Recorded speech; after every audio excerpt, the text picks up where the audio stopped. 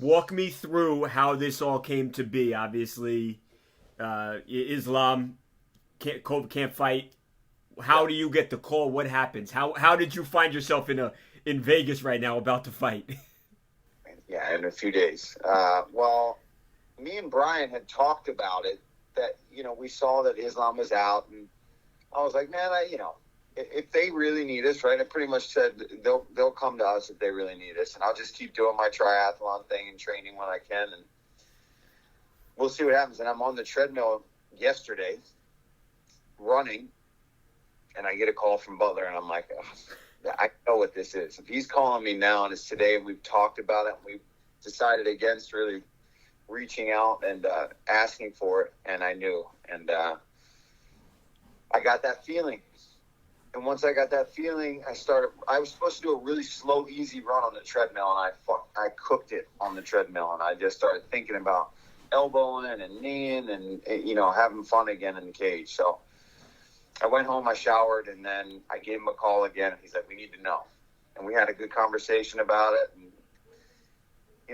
these are the kind of moments that you'll look back on. The same reason I wanted to go to New Zealand and fight a Kiwi in his hometown is the same reason that I'm willing to show up here on 5 days, because this sport's wild, and to get yourself ahead, especially in this division, you got to do some crazy stuff. And this is the crazy stuff that'll either set me up for a major fight and move my career forward, or I'll prove that I've got balls that are bigger than anybody else's in the division. I showed up, I made weight, and I fought. And if he beats me, he's a former champion. I don't give a shit. It's Rafael Dos Anjos. If he beats me, it's RDA.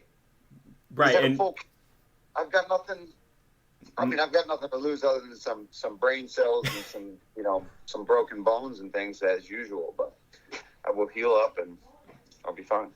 My weight was very manageable, which is why we took it. It's because of I've been doing so much cardio. That's all I've been doing in pads and the occasional MMA session here and there. So my body I'm not beat up. I haven't gotten rocked. Yeah. You look lean. You look lean right now too. Yeah, and I was lean anyway. Like, I haven't started the weight cut. This is me just water loading and fasting for a little bit. I just finally had a meal now, but I had been fasting for almost 30 hours, I think. Seeing all these fighters reach out to me and say they're a fan or show their respect, it makes me feel like what I'm doing is worth it to take the risk and to come in here and save the show. And I've always been a company guy.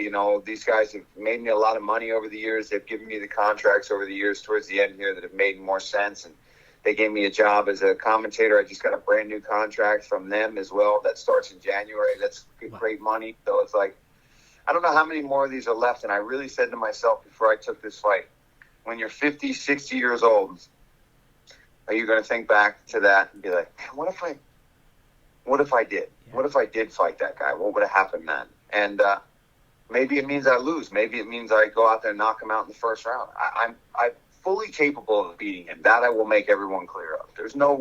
I'm not coming in here to get a payday. It ain't Conor McGregor money I'm getting, trust me. So it's not going to be like I'm making $10 million to go in and fight RDA on short notice. It doesn't work that way. You're so damn good at the commentary that you obviously never need to step in there again. I mean, you're so good at it. Is it possible this could be the last one, Paul? Yeah, I think from now on, it's always going to be possible that it's the last one. Just because I feel like as a fighter, you never know when your last one's going to be. You could tear both your ACLs and the rehabs don't go right and you never fight again. It's the same in the NFL, man. Every time you go out there on that field, you don't know. You break your leg the wrong way, you twist something, and it could be it. So I figured that's one of the reasons I took it too, is while I still can, it makes me want to do it more because I don't have to do it. I've always been that kid too, because, you don't have to do that. You can do this. It's like, well, now I kind of want to do that. Right. I was over it. I was so just over fighting for a while. And I feel like that break away from the sport has made me hungrier for it.